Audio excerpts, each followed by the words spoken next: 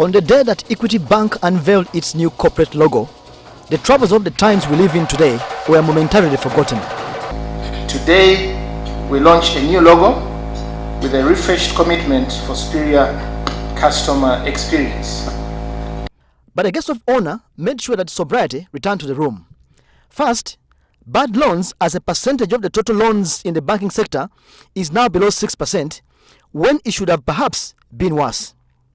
Now, we might begin to think that's very good, but we shouldn't rest on our laurels because it's largely been moderated by the credit relief measures that were put in place by Bank of Uganda and effectively implemented by the financial institutions.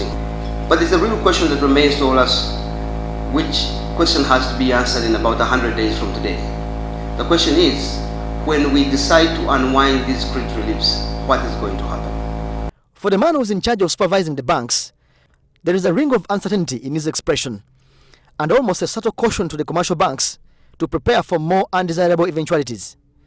This is underlined by the fact that 16% of restructured loans return for a second restructuring under the relief measures announced by the central bank.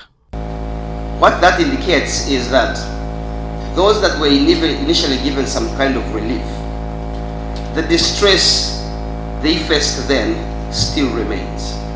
What we are seeing perhaps is just the first part of what might be a lagged effect of the COVID-19 pandemic on the banking sector. So, the takeaway from the otherwise good event is that regardless of the talk of the COVID-19 vaccine, economically at least, the country has not yet seen the true impact of the pandemic. Samuel Setumba, NTV Business.